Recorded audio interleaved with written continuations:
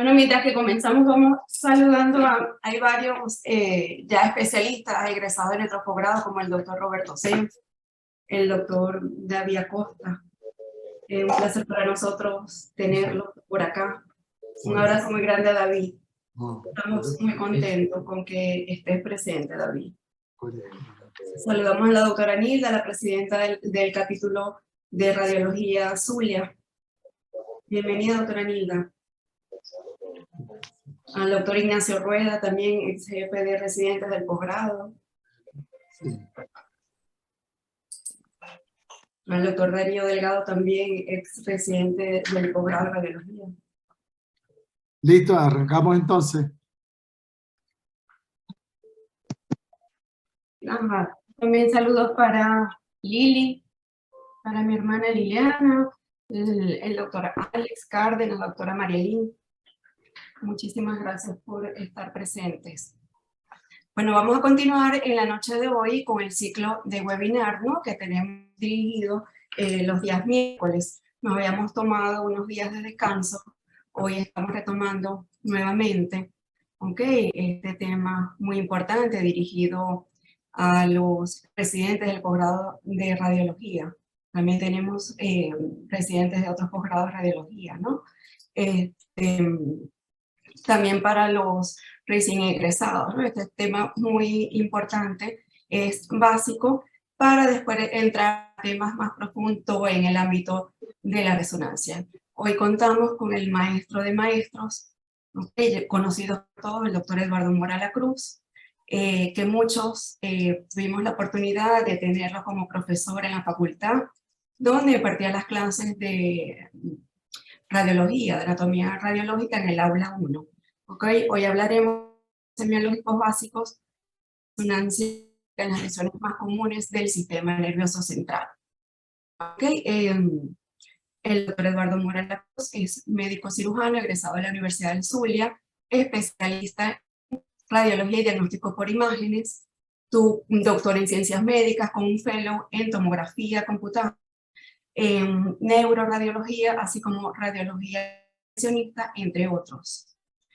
Ex decano de la Facultad de Medicina, doctor honoris causa de la Facultad de la Universidad de Zulia, ex presidente de la Sociedad de Radiología y de Neuroradiología, ex presidente de Medicina de Zulia, profesor emérito de la Facultad de Medicina y coordinador del posgrado de la Radiología de Luz, con sede hospitalaria. Ponente en múltiples eventos científicos nacionales e internacionales y además con múltiples presentaciones de trabajos de investigación en diversos eventos. Le damos entonces la más cordial bienvenida al doctor Eduardo Mora La Cruz. Gracias por la presentación, demasiado aspecto, pero bueno, ¿no? Es la presentación que hay que hacer en oportunidades. Bueno, cordial saludo para los estimados amigos que están acá, que nos están acompañando. David, Roberto, el profesor Juan Catire Torrealba, el famoso Catire, que nos está acompañando, Mari, la doctora Nila, presidenta del capítulo zuliano de radiología. Y esta experiencia, ¿verdad? Que este es un tema que es muy elemental y está orientado hacia los médicos que hacen especialidades de la medicina y muy en particular de medicina familiar de la Universidad UPTC de acá de Tunja, Colombia, y que me pidieron colaboro con ellos con este sobre aspectos de radiología. Y por supuesto orientado a nuestros residentes de posgrado de la Universidad de Zulia y también del Hospital Coromoto de Maracaibo.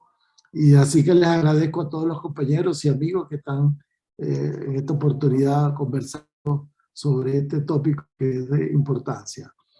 Es un tema que no es una conferencia, sino simplemente producto de la experiencia de las discusiones de casos con los equipos de neurocirugía, de neuroradiología, tanto neurología adulta como de neurología pediátrica, y que nos ha permitido cosechar algunos de los casos de los cuales presentaremos aquí, que son fundamentales en la orientación desde el punto de vista diagnóstico. Me van a disculpar de que no mire la cámara, porque tengo un monitor de mayores dimensiones en la parte posterior de la laptop, y es donde voy a enfatizar para poder observar con mejor detalle los aspectos que vamos a conversar. De tal manera que los aspectos más importantes de relevancia que nos pueden contribuir a hacer diagnóstico de las diferentes lesiones en forma general del sistema nervioso central, sobre todo las más importantes. Cómo nos ha permitido a través de las discusiones clínicas y a través de la orientación clínica llevarnos hacia una definición de diagnóstico en muchos de estos casos. Otras veces ha sido imposible y tenemos que solamente conformarnos con el diagnóstico diferenciales ante las características propias de la imagen. Dentro de los objetivos, además de ese que les acabo de mencionar, destacar la importancia de las técnicas de imágenes médicas en la evaluación diagnóstica de la patología más frecuente del sistema neural. Orientar sobre aspectos básicos de la semiología en neuroimágenes, enfatizar la importancia del trabajo en equipo y el rol del especialista de radiología, contribuir a la formación de los nuevos profesionales, especialistas y no especialistas, y a los cuales les va a servir de apoyo esta información. Adecuar las técnicas de neuroimagen a la sospecha clínica. Verdaderamente la resonancia magnética es un arte, y en los últimos años se ha constituido una técnica de relevancia en la evaluación de la patología, no solamente sino abdominal, hepática, a nivel pélvico, especialmente muscular. Hay una gran cantidad de ventajas de las cuales aparecen allí mencionadas, las más importantes de esta técnica, sobre otras técnicas del diagnóstico desde el punto de vista médico. Es una técnica multidisciplinar que además de brindarnos una información estructural, nos provee una información del metabolismo, del daño tisular, de las alteraciones metabólicas que se puedan estar produciendo en los tejidos como consecuencia del daño tisular, producto de las diferentes entidades patológicas. Por supuesto, se obtienen imágenes tridimensionales en 2D y 3D de los diferentes tejidos, una alternativa factible que está ante las otras técnicas de diagnóstico. Y por supuesto, como cualquier otra técnica, como cualquier otro procedimiento, tiene sus desventajas. A veces los estudios son muy prolongados y se necesita la máxima colaboración de los pacientes. Por ejemplo, nosotros tenemos acá muchos pacientes que son octogenarios y que la mayoría con estudios para colangioresonancia, y se nos dificulta porque hay que obtener las apneas de esos pacientes para poder obtener las imágenes. Entonces, allí tenemos una de las desventajas de la técnica. Algunos pacientes con trastornos de movimiento requerirán de sedación para poder realizar el examen. Y hoy en día los aspectos inherentes a los objetos metálicos o el instrumental electrónico, a los clips, ya hoy está pasando a segundo plano, porque la mayoría de los fabricantes están en la condición de estos equipos de marcapasos, implantes, clips, etcétera, donde son posibles utilizarlos con resonancia magnética. En un equipo de resonancia magnética disponemos de una serie de elementos que son los que nos permiten a nosotros obtener una imagen estructural y poder también hacer una evaluación desde el punto de vista funcional, que es la parte práctica y es la ventaja que proporciona la técnica de resonancia sobre otras técnicas, y es la evaluación estructural, la evaluación funcional, pero conocer alteraciones bioquímicas y cambios tisulares que se puedan dar en los tejidos. Normalmente en una secuencia, nosotros podemos, en un estudio de resonancia, podemos tener múltiples secuencias, imágenes de señales de alta sensibilidad, y a medida que el telaje del equipo sea mayor, la información estructural anatómica que se obtiene es con mayor definición. Y por supuesto nos permite demostrar cambios tisulares, cambios bioquímicos. En este paciente, por ejemplo, y entrando en materia, observamos una lesión focal en los núcleos mediales del tálamo, de comportamiento hiperintenso en la secuencia de T2 y en la secuencia de STIR, y en la secuencia de T1 parcialmente muy tenue hipointensidad. Pero tiene un comportamiento característico de la secuencia de difusión, que es que brilla, hay un patrón restrictivo, y en el mapa de ADC también hay un mapa restrictivo, hipointenso, que restringe la señal de intensidad, que nos está indicando característica que se trata de una lesión vascular isquémica, aguda. Mientras que en este otro caso estamos observando una lesión de comportamiento similar, hipointensa T1, brillante hiperintensa T2, pero en el mapa de difusión y en la técnica de difusión adquiere un comportamiento de aumento de la difusividad de las moléculas de agua libre. Es decir, no es brillante en secuencia de difusión y tampoco oscura en el otro mapa de ADC. Nos está indicando que es una lesión netamente quística. En aquel caso, una lesión isquémica lacunar en el tálamo y acá una imagen quística en la fosa temporal. El tejido adiposo juega también papel importante porque permite a través de sus características propias y la descarga de la secuencia T1 y T2 obtener imágenes como esta, es decir, que el comportamiento es de una lesión hiperintensa en la secuencia T1 y T2, y por supuesto en la T1 es la que nos va a permitir demostrar, como lo estamos observando acá, un cuerpo calloso con un lipoma en la parte posterior. Esas secuencias de supresión de grasa son importantes, sobre todo en algunos estudios nos permite una gran información y es necesaria para una estructuración diagnóstica o estructurar el informe de diagnóstico de ese paciente. En la pelvis, sobre todo, tiene una gran importancia en las masas anexiales, en la parte osteomuscular, en fin, y en el mismo cerebro también sabemos el comportamiento de la grasa y, por supuesto, la necesidad muchas veces sustraerla para obtener imágenes. Cuando vamos a analizar un estudio, necesitamos nosotros evaluar, primero tener información de la historia clínica. Es fundamental, es necesario. Los antecedentes del paciente. Si las lesiones son focales, únicas o múltiples, de localización intra o extraaxiales. Si ocupan uno o varios territorios vasculares, ya que muchas veces una isquemia puede simular una lesión neoplásica de bajo grado. Pero si la lesión ocupa varios territorios vasculares, lo más probable o límites de que pueda ser de origen neoplásico. La intensidad de señal, su estructuración en una imagen sólida, quística, necrótica, con calcio, con contenido hemático, heterogénea o homogénea en su comportamiento, efecto de masa, desplazamiento de la línea media, herniaciones, si hay comprometimiento de la barrera hematoencefálica, si realza o por supuesto no realza si no lo hay, las características del realce, anular, en anillo abierto, nodular, evaluar las paredes en forma anfractuosa, sobre todo porque nos da una información de cómo está la barrera hematoencefálica en ese paciente. Y por supuesto, si es difuso o no lo es.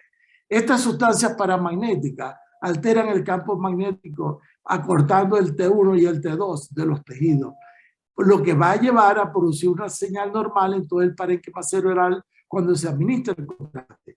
Y cuando hay alguna alteración por afectación de la barrera hematoencefálica y pase del espacio extravascular, se van a producir esos cambios.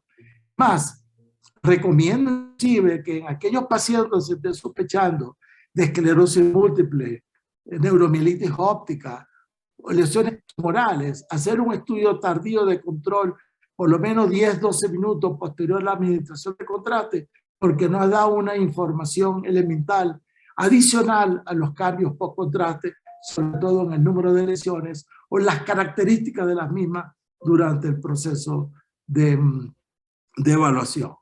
Por supuesto, tenemos entonces una lesión con estas características de hipointensidad en la secuencia T1, hiperintensa en la secuencia de T2 y del FLAIR, mal definida, presenta un efecto compresivo de desplazamiento de la frontal y de la anterior y de la parte anterior del cuerpo del ventrículo lateral. Hay escaso desplazamiento en la línea media, pero si no hay, es importante establecer cuánto es la hernia sulcofalcinal que nosotros podemos observar. Y aquí observamos el comportamiento de la lesión posterior a la administración de contraste paramagnético. Además, otra secuencia. Yo recomiendo también que esta secuencia de susceptibilidad magnética, el T2 gradiente, el eco gradiente, el T2 gris, el 3D Swan se utilice de rutina, porque nos va a permitir a nosotros conocer si hay contenido cálcico en la lesión, cómo es la estructuración de los elementos vasculares, sobre todo venosos, y la presencia o no de contenido hemorrágico. Entonces, aquí nos está indicando que hay unas estructuras vasculares venosas, que hay focos hemorrágicos en esta lesión. Y por supuesto, la secuencia de difusión que nos mide a nosotros cómo es la microcirculación y cómo es la distribución de la molécula de agua libre en los tejidos, nos está indicando a través de la hiperintensidad que probablemente sea una lesión con focos de alta densidad celular y que si van a realizar una biopsia debe estar dirigida hacia esta zona de difusión con patrón restrictivo. Y por supuesto hay afectación de la barrera hematoencefálica que nos lo está indicando a través del comportamiento y la extravasación al espacio extravascular del contraste y la tinción en una cápsula anfractuosa irregular mal definida que está indicando que se trata de un tumor. Mayor efecto de masa de la lesión. Entonces, cuando un proceso expansivo desplaza la línea media, tiene elementos de tejido necrótico, tiene calcificaciones, presenta colecciones hemáticas intrahematosas, es la más probable orientación hacia una neoplasia. Y si tiene área de necrosis central, corresponde a un glioma de alto grado 3 o un glioblastoma multiforme. Esta secuencia de susceptibilidad magnética de la cual estaba mencionando es de gran importancia, sobre todo el 3 de Swan. ¿Por qué? Porque hay una transformación hemorrágica en muchas de estas lesiones. Hay focos de hemorragia y no lo vamos a ver en forma detallada en las otras secuencias estructurales. Pero esta secuencia con 3 tipos de lesiones, una neoplásica, también con componente neovascular y además focos de transformación hemorrágica, consecuencia de la pérdida de señal producida por los productos de degradación de la hemoglobina, de la hemoglobina, que hacen perder homogeneidad del campo magnético y por lo tanto vamos a obtener esas señales después de un proceso de filtración. Otras áreas de mayor calcificación o estas que son focos múltiples en la zona central y que se observa muy frecuentemente en pacientes con hipertensión arterial. Comenzamos a notar que cuando iniciamos el estudio con la evaluación a través de esta técnica, la demostración de focos hemorrágicos petequiales en pacientes con hipertensión arterial era mayor de lo que estamos observando, porque en un estudio normal, convencional, estos focos hemorrágicos no se visualizan, sino a través de la técnica de susceptibilidad magnética.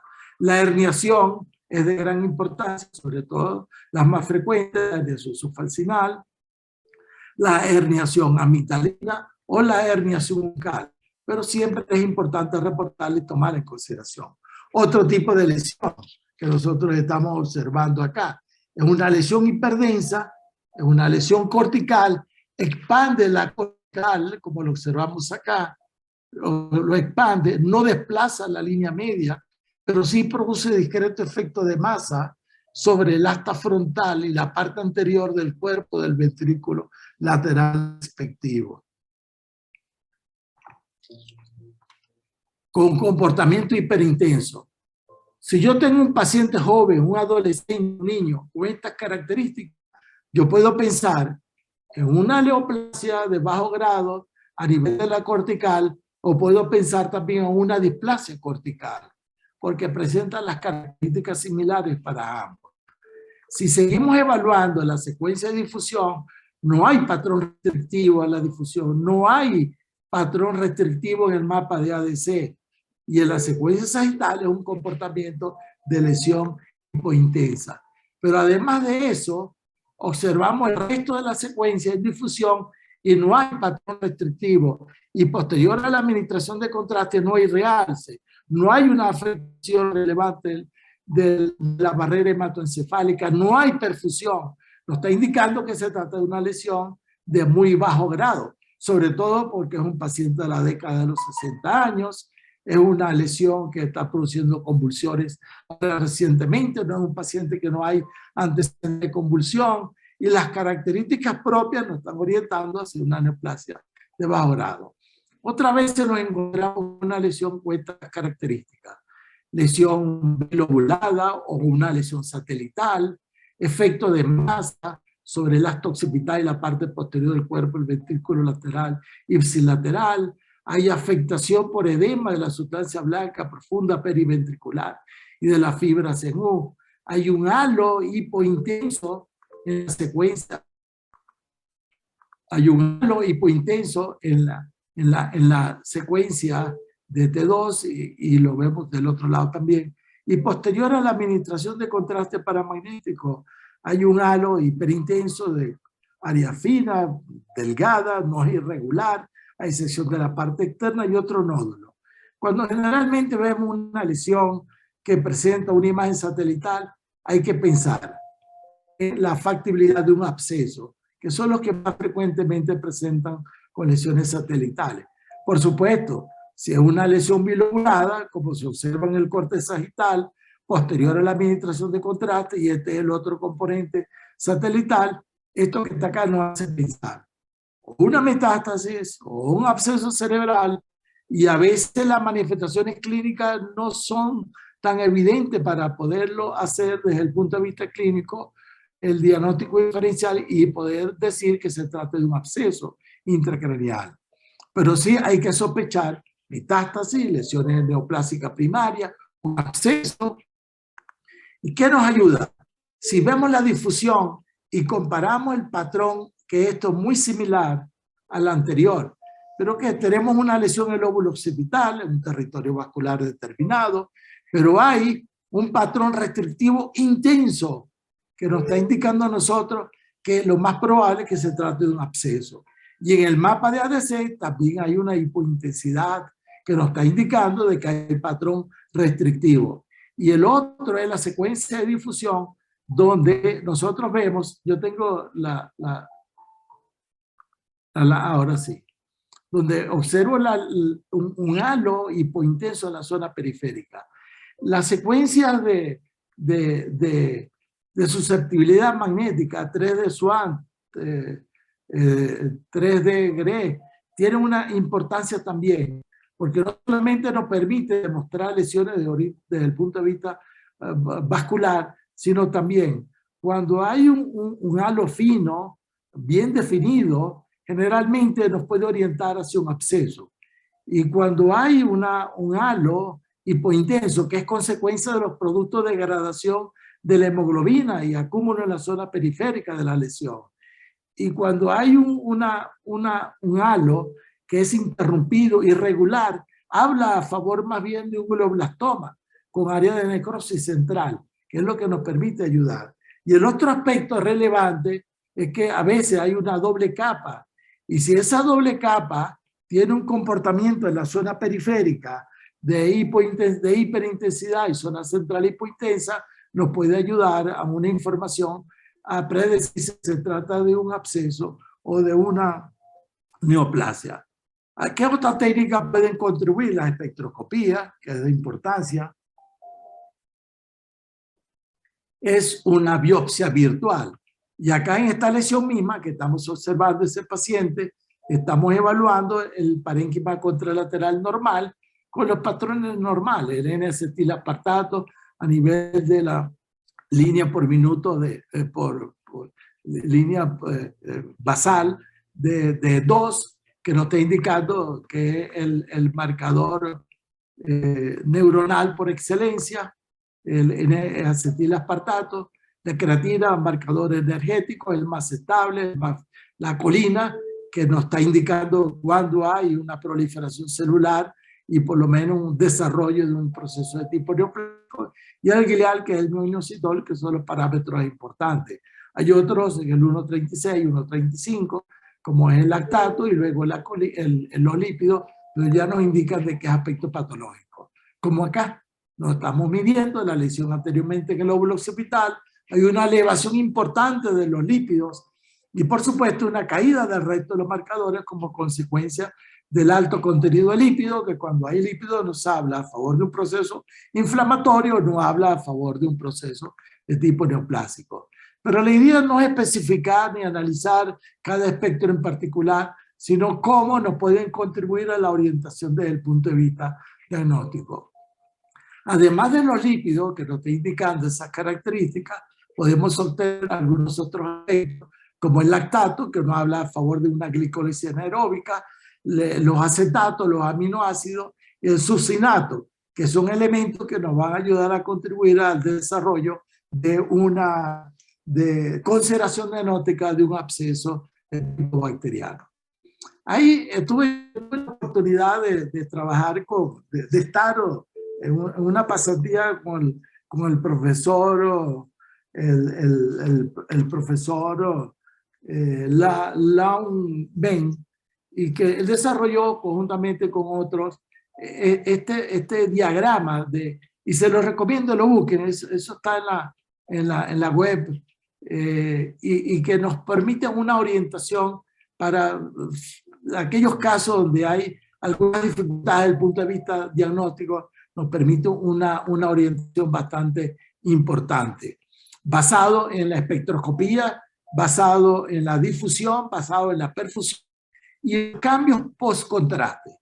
Así nosotros vemos este paciente masculino de 67 años, formador con hemisferia izquierda de tipo progresiva, con una convulsión en una oportunidad. Consideraciones diagnósticas múltiples. El linfoma generalmente es más periférico, más primario, cuando es primario el sistema nervioso central. Glioma de alto grado sí puede ser porque tiene necrosis central. Lesión tumefactiva de desmielinizante también hemos tenido oportunidad de ver algunas lesiones que inclusive la hemos interpretado como neoplasia y corresponde a una lesión tumefactiva desmielinizante.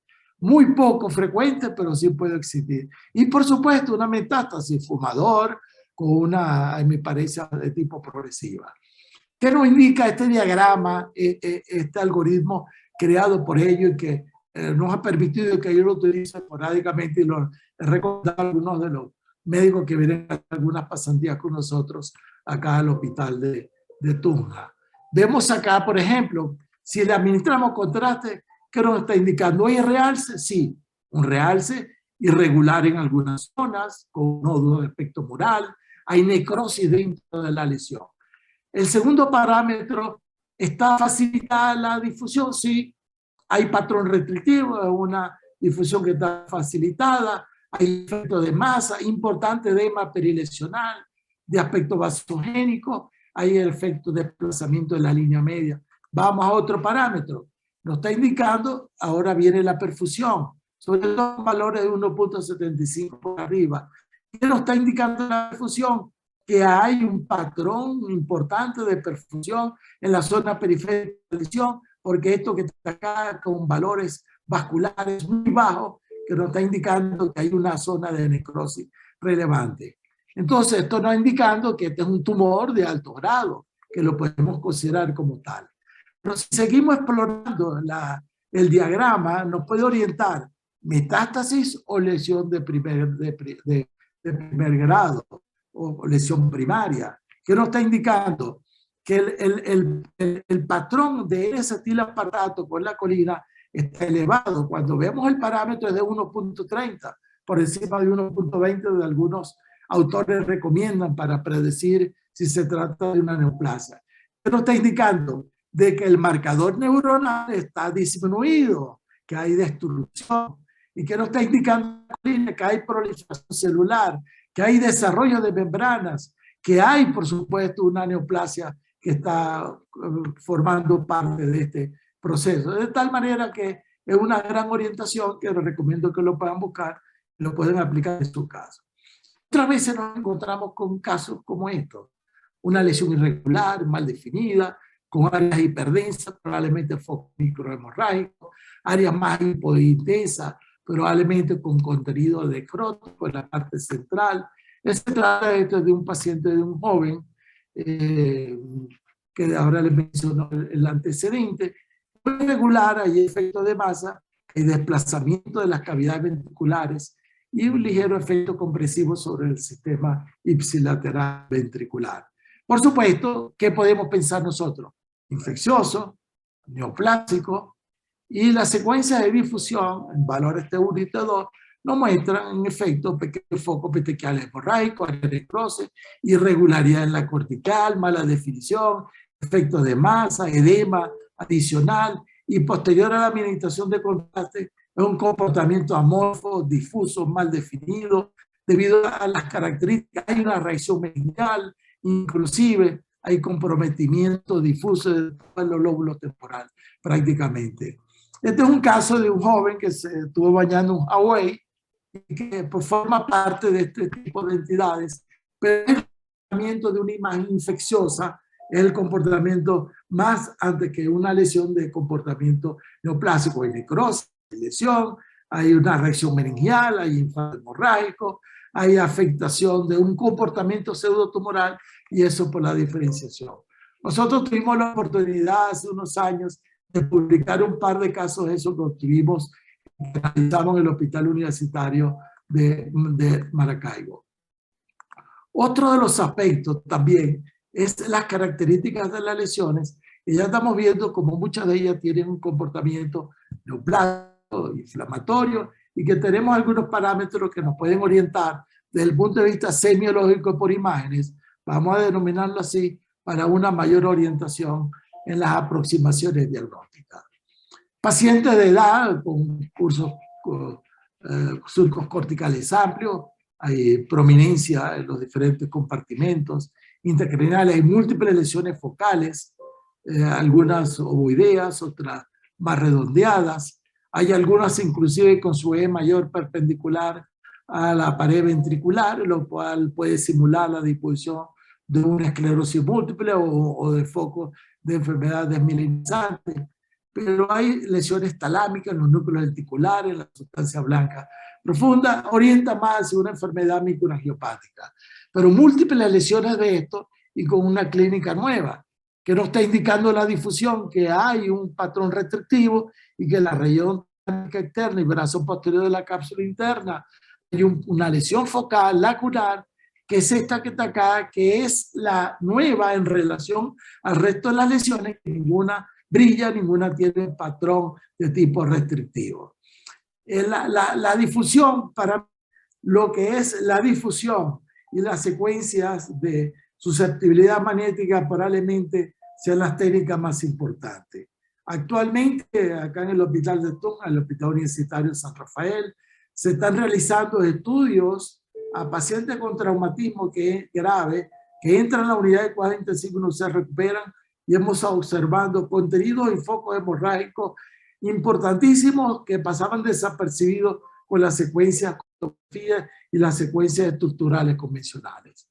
Entonces, esta secuencia nos está indicando a nosotros, nos habla sobre el comportamiento de la movilidad microscópica del agua, refleja el movimiento de las moléculas de agua en los distintos compartimentos de los tejidos, y cualquier alteración se va a traducir en una movilidad restringida. Esa movilidad restringida puede estar condicionada por aumento en el tamaño celular como consecuencia de la alteración de la barrera o de la bomba sodio-potasio, o por multiplicidad de las lesiones, en el caso esto de lesiones vasculares, y en esto en el caso de lesiones de tipo neoplásica. Lo que sí que nos va a producir no una escala de Grisi como lo que observamos en el parénquima normal, sino un incremento difuso en la intensidad de señal.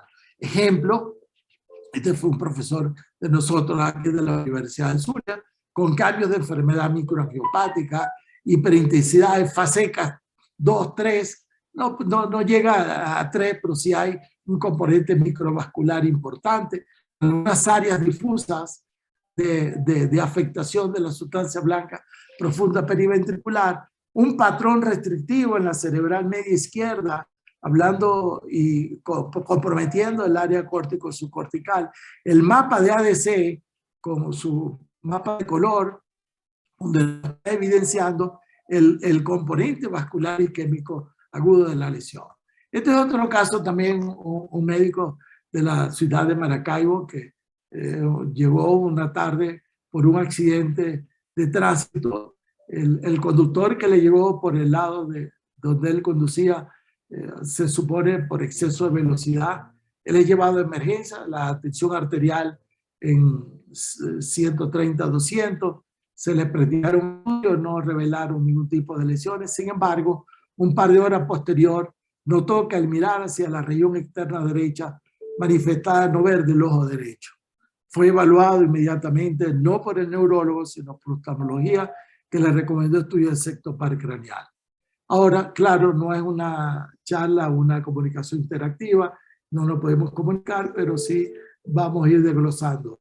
La lesión se localiza en el trayecto del sexto par, probablemente no, porque el tercer y sexto par tienen otras características de comportamiento.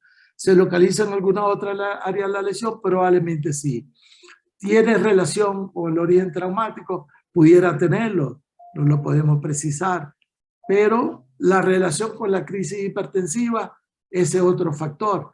Entonces, ¿qué estudio podemos recomendar? Hay una gama de procedimientos, de secuencias por resonancia que nos podrían contribuir al desarrollo del diagnóstico. Evaluamos los pares craneales, que la resonancia es fundamental y es una gran ayuda, se observan con muy buena nitidez.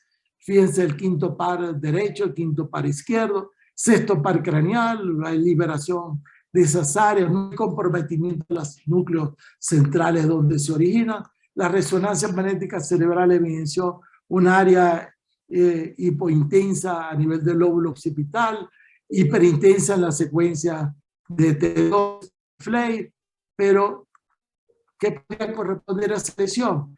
Probablemente que estaba relacionado con una hemianopsia homónima derecha y que era el causante del problema.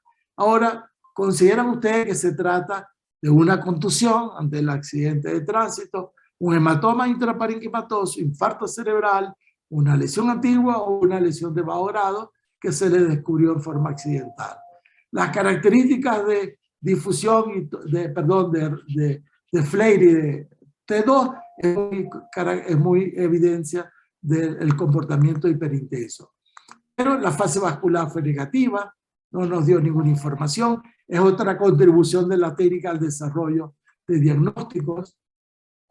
La difusión y la perfusión ayuda, la difusión brillante, que nos está indicando esto, que este es un patrón restrictivo, de que este patrón restrictivo lo vemos en lesiones de alta densidad celular, lo vemos un patrón restrictivo por afectación de la membrana sodio-potasio en las lesiones vasculares, y que estamos considerando que esto fue entonces una lesión isquémica en el territorio de la arteria cerebral posterior izquierda. ¿Qué perfusión? Perfusión nos ayuda, claro. Se identifica como el volumen de sangre que pasa a través de una masa de tejido, y cuando se administra el contraste se produce una caída de la señal, lo cual nos va a permitir a nosotros conocer cuánta sangre hay en el tejido, que es el volumen sanguíneo cerebral, el tiempo de tránsito de pase de esa sangre por ese tejido lesionado, y por supuesto en qué condiciones se encuentra el flujo sanguíneo cerebral. Es excelente para el análisis de áreas tumorales, bien sea para conocer el estado recidivante o la demostración de una lesión primaria o secundaria. Esta caída intensa de la señal es lo que produce los cambios y nos está indicando a través de la vasculatura alta, a través de la perfusión, de que se trata de una neoplasia de muy alto grado. Y por supuesto, la elevación de los niveles de colina, la caída del N-acetilapartato, el lactato, que nos está indicando que es una glicólisis anaeróbica y que probablemente hay más lesión que lo que nosotros podemos estar observando de desarrollo celular, y que estos parámetros nos están indicando que se trata de una lesión de baja malignidad.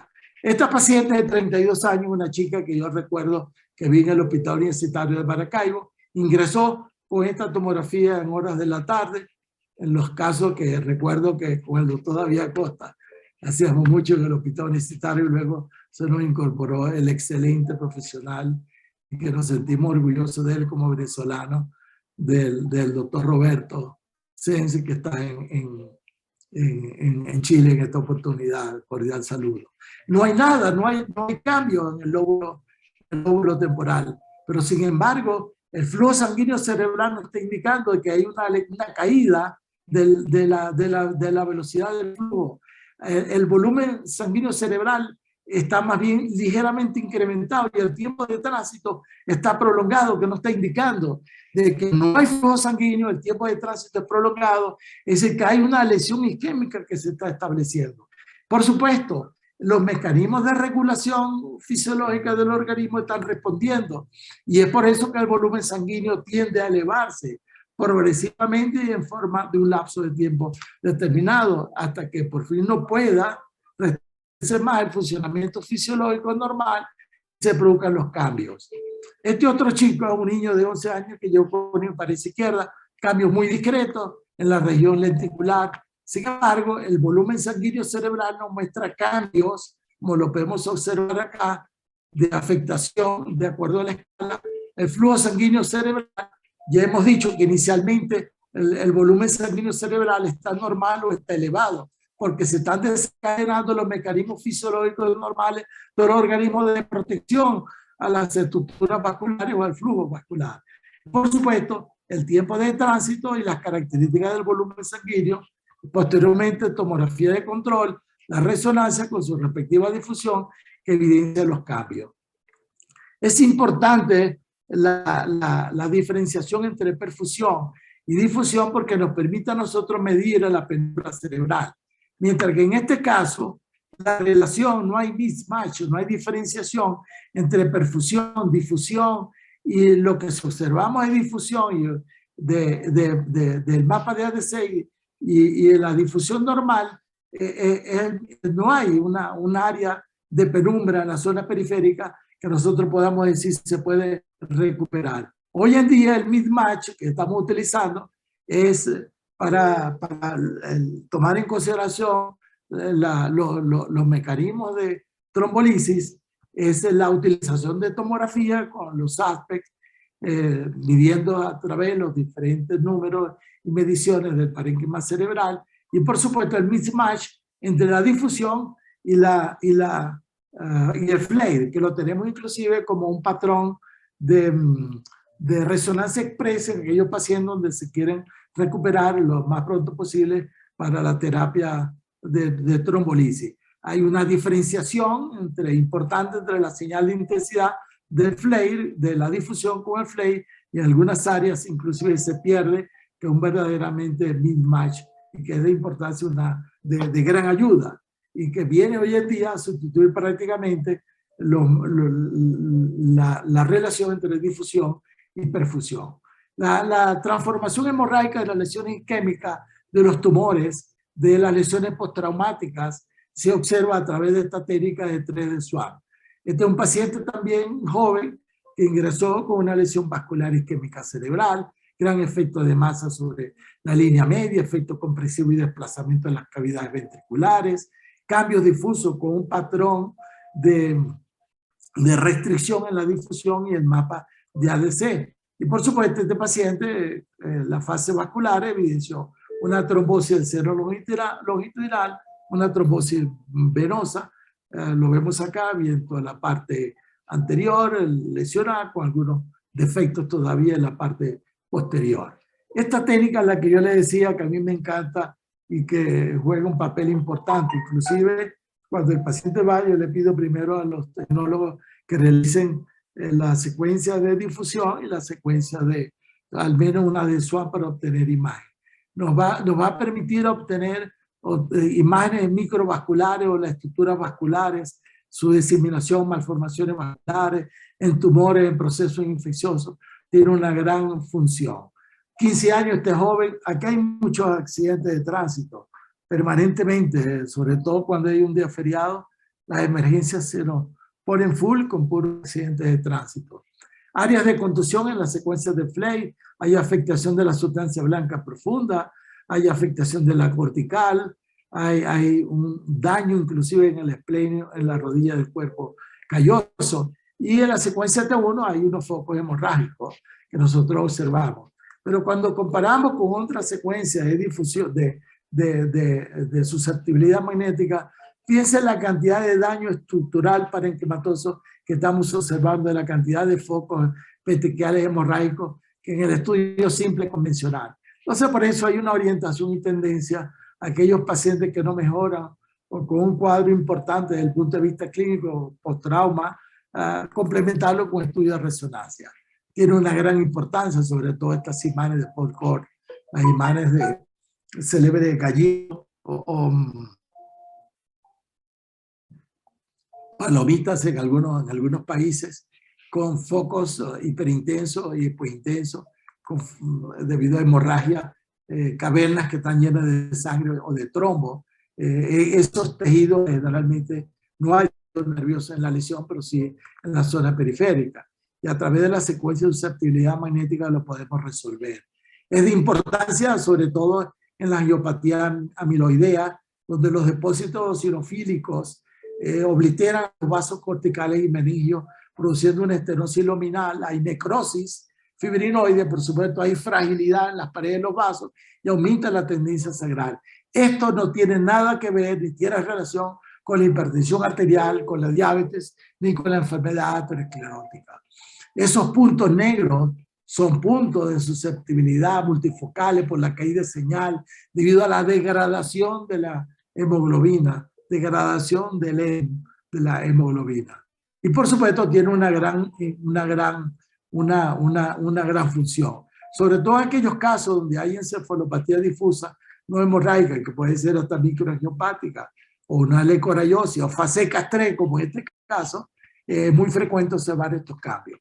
Lo que sí es característico para diferenciarlo de hipertensión arterial es que estas son lesiones periféricas, no son lesiones centrales, como en esta, por ejemplo, donde hay leucoencefalopatía microangiopática importante, fase castre, hay lesiones córticos subcorticales, frontoparietales, hay lesiones en los núcleos basales focales múltiples hemorrágicas que pasan desapercibidas en el resto de las secuencias, estas imágenes que están acá, y que hay una enfermedad de pequeños vasos, pero que nos orienta. Cuando observamos esto, en la parte central decimos que se trata en relación a hipertensión arterial o una enfermedad aterosclerótica intracraneal, o cuando hay en la zona periférica, hay que pensar en una enfermedad de tipo amiloidea. En los niños, para conocer los resultados y los cambios de hemorragia, ok, ultrasonido puede a veces demostrar, pero otras veces por ultrasonido pasan desapercibidos las colisiones hemáticas o las hemorragias periependimarias a nivel de la matriz germinal. Sin embargo, aquí nosotros podemos observar cómo se pueden observar posteriormente, unos días posterior a la conducta. Otro tipo de lesiones, está joven también de 43 años de edad, áreas focales, hiperintensas, pequeñas, de tamaño variable, pero no se identifican muchas, algunas en los núcleos lenticulares, en los tálamos, el tálamo izquierdo, brazo posterior al región lenticular. En la secuencia de T1 tampoco hay una gran definición, lesiones nodulares que están acá. Indudablemente que nos fue referida para el estudio, para el procedimiento. En la parte periférica, distal, en los centros semiovales, subcorticales, no hay evidencia de lesiones, pero sí surcos corticales amplios con amplitud del espacio subaracnoideo. En la secuencia de difusión, un patrón discretamente restrictivo en algunas de estas lesiones.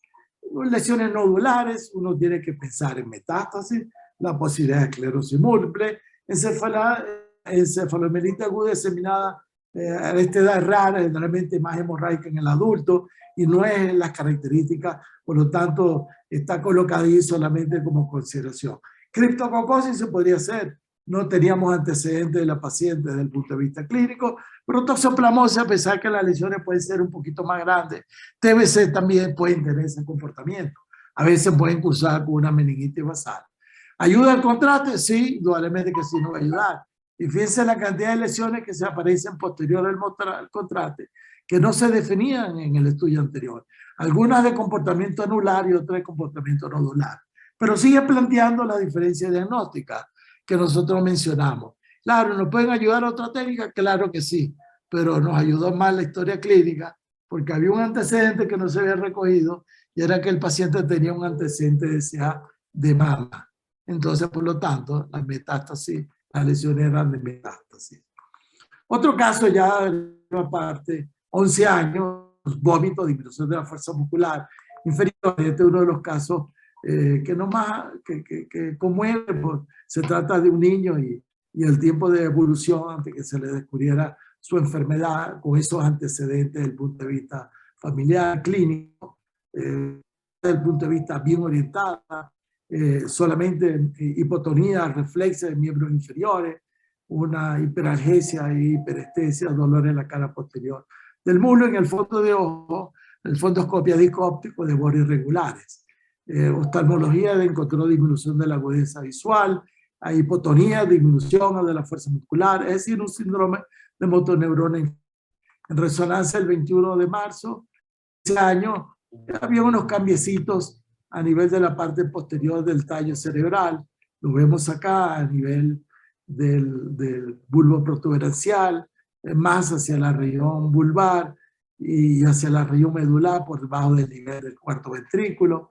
Sin embargo, pasó desapercibido. No se vieron otras lesiones en el resto del hemisferio cerebral ni cerebeloso. Por supuesto, debido a que estaba afectando el núcleo de la náusea, del vómito, se le hizo un estudio complementario por las características de los miembros inferiores que revelaron lesiones focales lineales extensas a nivel de los diferentes segmentos de la columna. El estudio posterior de control evidenciaba, fíjense, hiperintensidad que abarcaba más de 2 cuerpos vertebrales de longitud, un estudio de baja resolución con equipo de baja resolución, entonces no se pudieron obtener imágenes más adecuadas, pero sí aparentemente lesiones de tipo centrales. Lo observamos, fíjense, extensas.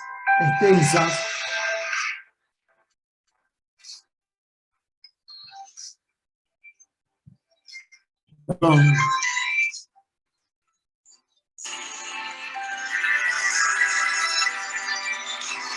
Extensas. Y un control posterior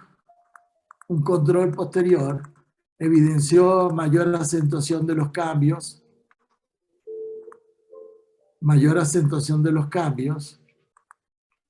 en la región cervical, extensión, y la extensión de las lesiones eran por más de 3 cuerpos vertebrales, como lo estamos observando.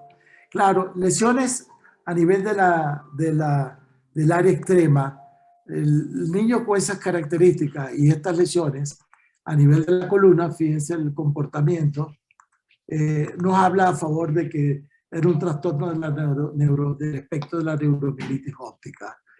Anteriormente formaba parte de la esclerosis múltiple. Hoy en día, a través de las investigaciones sobre la determinación de los antígenos de la aquaporina 4, se ha demostrado unas características como un patrón de tipo patogénico en la neuromielitis óptica. Hoy ya recibe el nombre de espectro por lo amplio del proceso. Generalmente hay afectación de los nervios ópticos con mirada, visión con estas características, y esto se lo agradezco al doctor Michel Petito, un excelente amigo oftalmólogo de la ciudad de Maracaibo, donde me reportó y me regaló esta diapositiva, este informe, recorte de una revista en la cual un paciente me dibujó cómo se veía el mundo que lo rodeaba. La imagen es sencilla, pero es para tener una idea de cómo es el tipo de deterioro que padecen estos pacientes. Doctor Michel Petito. Este es el estudio endoscópico de ese paciente, las alteraciones a nivel de la respectiva mácula, y vemos los cambios que se observan generalmente en la neuromielitis óptica, áreas brillantes, hiperintensas. A veces he encontrado ligero aumento en el diámetro, áreas de realce o hiperintensidad, especialmente cuando se hace la secuencia de supresión adiposa. Y observamos también un corte coronal, hay una hiperintensidad en la parte periférica superior e inferior del nervio óptico, en su segmento intracanalicular, y en menor grado en el lado contralateral. En los casos de mielitis que hemos mencionado, las características propias de lesiones extensas por más de 3 cuerpos vertebrales, muchas veces se hacen más extensas cuando estas lesiones son más pequeñas, menos de 2 cuerpos vertebrales, menos de 3 cuerpos vertebrales, tenemos que empezar en una esclerosis múltiple. La lesión generalmente es central y es muy característico y realza posterior a la administración de contraste. El realce de los pacientes nuestros, aproximadamente el 22% de ellos. En el cerebro hay lesiones también muy características focales que pueden estar ocupando algunas áreas determinadas, como es la distribución en espejo de regiones periependimales que colindan con los ventrículos, porque donde más se observan los cambios es donde más hay depósitos de aquaporina 4, y que ellos intervienen y están en los astrocitos, y que es de gran importancia determinarla en este tipo de enfermedades. Periventriculares, sustancia gris periconductal, hipotálamo, en cuerpo calloso, corticales, las lesiones generalmente mayores de 3 centímetros, y la orientación igual, radialmente, de apariencia en tinta derramado o en forma de uso, dependiendo del comportamiento y de la afectación de la sustancia. Periacueductales, afectando también los pedúnculos cerebrales, aquí los observamos en este paciente. El comprometimiento de la cápsula extrema, que es fundamental, es importante. A veces son lesiones más difuminadas, que parecieran como si fuera una esclerosis múltiple de tipo tumefactiva por la apariencia de las lesiones, fíjense, más extensa. Y el área postrema, que cuando ustedes observan a un niño con vómito, trastorno desde el punto de vista neurovascular periférico y una lesión en la cápsula extrema, oye, no la vayan a confundir con el OVEC, porque se puede confundir, y que esto es importante porque deben orientar ya hacia la posibilidad de una neuromielitis óptica, como lo observamos también en este caso, que pasó desapercibido inicialmente. Nosotros en una publicación que hicimos hace 6 años, conjuntamente con la profesora Ibisotti, un grupo multidisciplinario en Venezuela, encontramos lesiones paraventriculares, sobre todo en los hemisferios cerebrales a nivel del cuerpo calloso y en las adyacentes a las cavidades de los ventrículos tercero y cuarto con mayor frecuencia y con mayor definición aquello que se encontraba en la cápsula extrema. La mayoría de las lesiones generalmente no realzan, solamente según los diferentes autores de un 13 a 56% mostraron al menos una lesión cerebral, generalmente la más extensa y periependimales. Y muchas veces se combinan este tipo de enfermedades con otras entidades y podemos encontrar reacciones postcontrales de tipo leptomeningeal, que es muy característico, otras veces en nube, como lo observamos acá, y en este paciente que le mostraba las lesiones previas, que puede simular hasta un proceso de tipo infiltrativo, neoplásico o de aspecto de naturaleza infecciosa. Periependimaria también, y por supuesto esto también, que es algo de las formas más frecuentes de presentación y que lo podemos observar también en la esclerosis múltiple, que ese realce en forma anular u otra en forma de anillo total y este es de anillo interrumpido. Y sin embargo, si observan esta lesión, es diferente el canal medular, lesiones focales múltiples, la unión bulbo-medular, este es un corte coronal, adultoide, son a nivel foraminales. Y por supuesto hay lesiones focales. De tal manera que cuando nosotros podamos observar imágenes focales con estas características, hay que pensar en la posibilidad de una neurofibromatosis, y esto se trataba. Como ustedes saben, podemos encontrar lesiones basales, algunos las relacionan con focos de mielinización y otros con la propia enfermedad, menos probablemente. Pero sí, extensas áreas. Este es el canal, el foramen de Meneses la raíz nerviosa, aquí lo vemos con unas lesiones, fíjense, extensas, de esas características. Otras lesiones, como yo le mencionaba previamente, muy características, vemos, si diferenciamos la corteza frontal y lo observamos acá, lo vemos más pronunciado. Hay una extensión de la parte periférica hacia la parte central. Esta sustancia blanca profunda y subcortical de la fibra está libre y aquí está ocupada. Es un clásico de la dilaminación cortical producida por los focos de displasia cortical.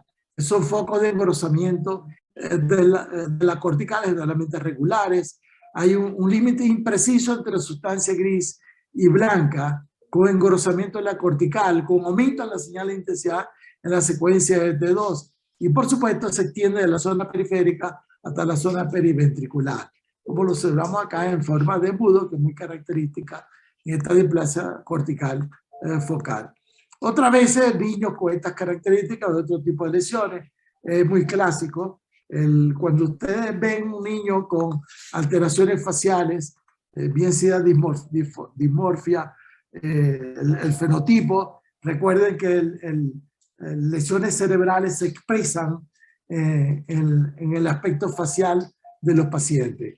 Y de esto tuvimos nosotros una cantidad de casos en el Hospital Universitario de Maracaibo, con convulsiones, crisis focales, presencia de múltiples nódulos, y que la resonancia mostraba áreas de hiperintensidad córtico-subcortical y hasta extensión a la sustancia blanca profunda periventricular, con algunos tubos corticales, y que se trataba simplemente de, como lo observamos acá, hiperintensidad de la esclerosis tuberosa, un trastorno de proliferación y diferenciación, pero las características clínicas, el aspecto de la fisonomía del paciente, eso nos contribuye a la información diagnóstica.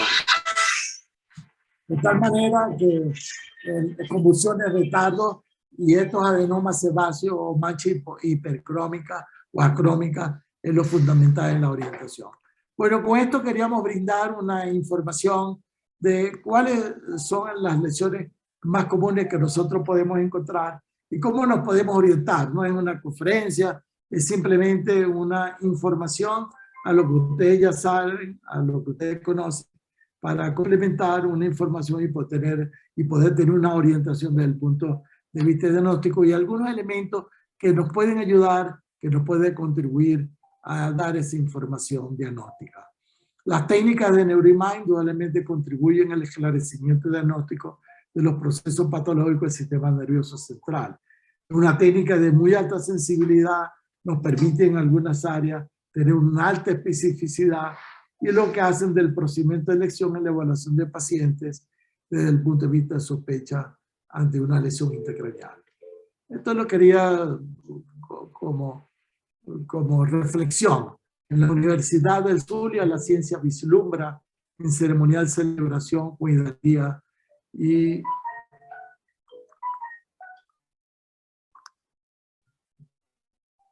presunción. La experiencia es ilustrada como docencia impartida en el hacer asistencial. El camino se ilumina, la verdad florece, la ciencia se siembra con la tenacidad del guerrero. La hospitalidad se esparce, la estancia de la Facultad de Medicina con la venidera éxito se augura, con directrices y laureados investigadores y estudiantes en darme de la sabiduría. Bueno, muchas gracias. Si hay alguna pregunta, espero más o menos haber cumplido con el objetivo de la información, de brindarles algunos detalles que les permita a ustedes poder hacer algunos diagnósticos diferenciales y poder tener una mayor orientación desde el punto de vista diagnóstico de este campo que es tan lindo como es la evaluación neuroradiológica de enfermedades del sistema nervioso central.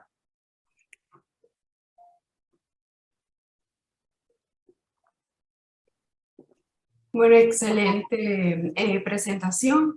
Si hay alguien que desea hacer alguna pregunta.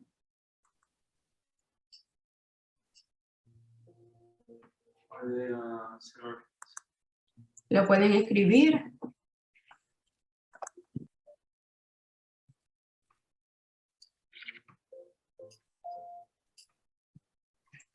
Podemos ver, ¿no?, cómo la resonancia nos brinda múltiples secuencias, ¿no?, que nos ayuda en las diversas patologías, ¿no? No solamente isquémico, sino traumático, tumoral. ¿Ok? Y siempre es importante contar con el apoyo de las otras especialidades. Sí, la secuencia, por ejemplo, de difusión, ya la mayoría de los centros la han incorporado como una secuencia de rutina. Yo recuerdo que hace algunos años, cuando se iniciaban, que nos instalaron a nosotros el programa, hicimos un trabajo sobre columna y encontramos que comparamos el estudio de medicina nuclear con el estudio de columna y el paciente, el doctor Vinicio Paravich, el doctor Eber Medrano, encontramos con que en todos los pacientes, menos en uno, fue positivo el estudio de difusión en la columna, positivo para la demostración de enfermedades. Y en la resonancia del cuerpo entero es una de las técnicas que se utiliza en la evaluación de enfermedades metastásicas, que es de gran importancia. Y más, yo parto del principio de que si las empresas comerciales hubieran desarrollado o pueden desarrollar más la técnica de difusión, esta va a tener una competencia importante hasta con los estudios CITIPET. ¿Qué es lo que sucede? Que la secuencia de difusión es una secuencia que ellos otorgan gratis como complemento a las secuencias estructurales. En cambio, el CITIPET cuesta más de $1,5 millones, dependiendo del equipo. Entonces, probablemente no les interese desarrollar la técnica de difusión. Y lo otro es que yo creo que ya algunos centros, nosotros la tenemos instalada acá ya como protocolo de estudio, las secuencias de difusión. Hacemos las dos, hacemos el SWAN y el SWAN, y por supuesto todos los parámetros que nos permita obtener las diferentes fases para poder demostrar que además de sangre puede haber un contenido cálcico, porque también pues, se pueden observar similares. Entonces la secuencia de fase nos ayuda a ver esa diferenciación. Ahora sí abrí la página. Entonces yo creo que es importante colocarla, ¿no? Y ahora cuando vaya a comenzar el resonador de ayuda clínico, hay que ponerla como secuencias rutinarias, porque ayudan enormemente, dígame, en los traumatismos craneoencefálicos, en las lesiones neoplásicas, en la misma diferenciación de un tumor, de un absceso, por los bordes que yo les mencionaba, de que en ambos, tanto en el tumor como en el absceso, hay depósitos en la parte periférica de la degradación de la hemosiderina o de la degradación de la hemoglobina. Todos esos acúmulos anormales hacen que se observe hiperintenso, redondeado y bien definido en los abscesos. Pero en el caso de los tumores hay irrupción, hay áreas de defecto, hay irregularidad del borde interno. Entonces son elementos que nos contribuyen a un soporte más para diferenciar. Por supuesto, cuando uno ve un absceso, podemos tener un tumor abscedado también y tener un patrón restrictivo.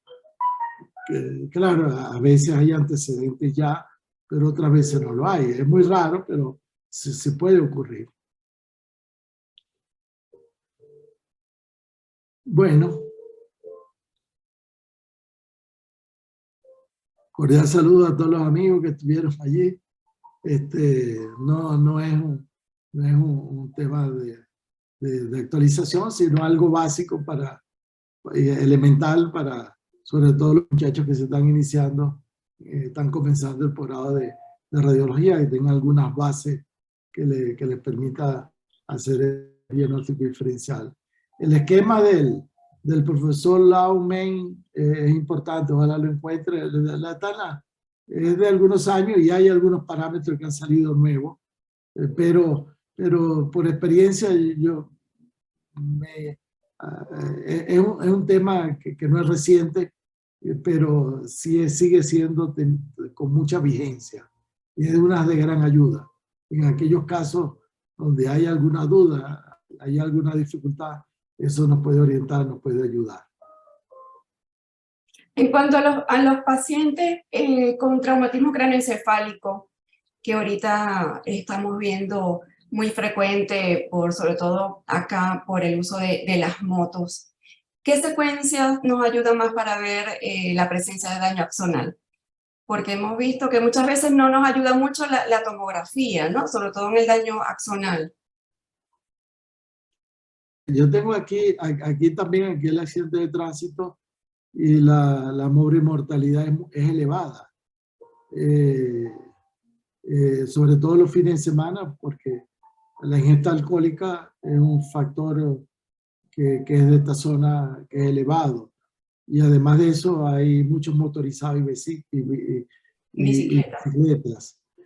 Aquí la cantidad de atropellados por moto y bicicleta y los choques de moto contra objetos fijos, choque entre motos y bicicletas, entre motos y motos, y por supuesto los carros elevados, y son accidentes muy graves.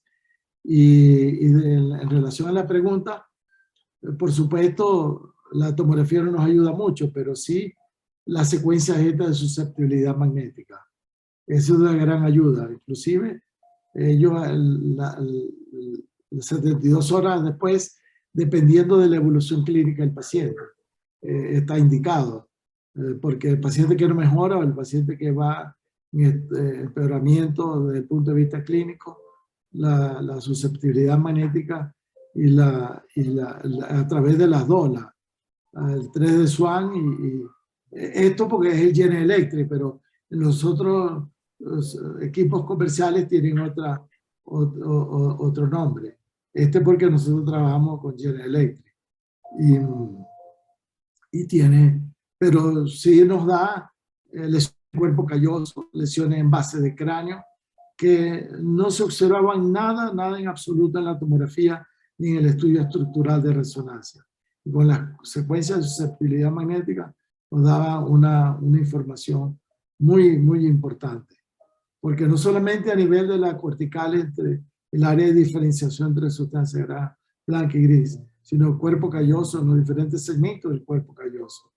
Y a veces hay focales, lesiones focales, que no se observan. En tomografía no lo va a observar.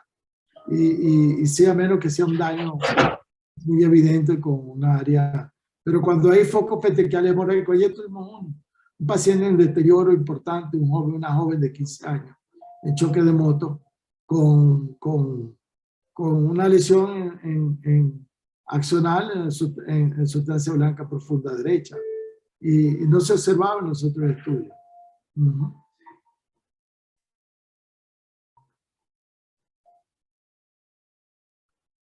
¿Alguna otra pregunta, algún comentario, una duda?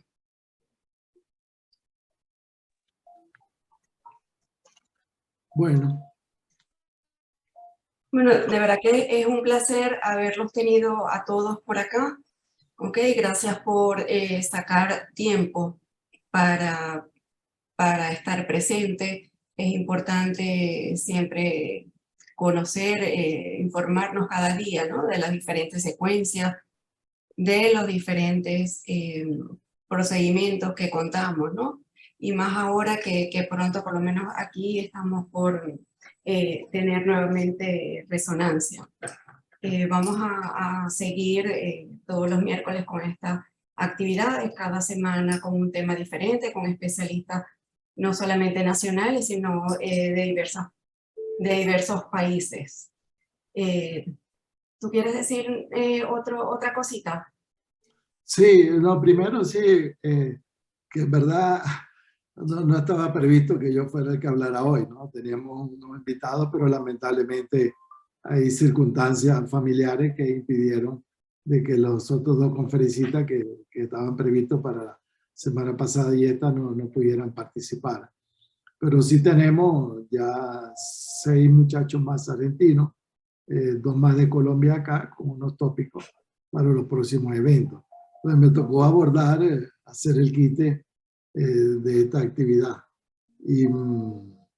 Pero bueno, espero que la información les haya llegado, que les haya gustado y que les sea de base y de importancia. Pero sí vamos a seguir con este tipo de actividades. Tenemos también de Colombia otra vez, vamos a tener al doctor Pozo y al doctor López con otras conferencias adicionales a las que previamente ellos han dictado. Bueno, muchas gracias, buenas noches, un cordial saludo a todos los amigos que estuvieron compartiendo esta comunicación, esta conversación. Qué lástima que fue unidireccional, pero hubiera sido bueno para conocer la experiencia de ellos también, porque es grande, es importante. Bueno, saludos, doctora Colina. Chao, un abrazo. Buenas noches.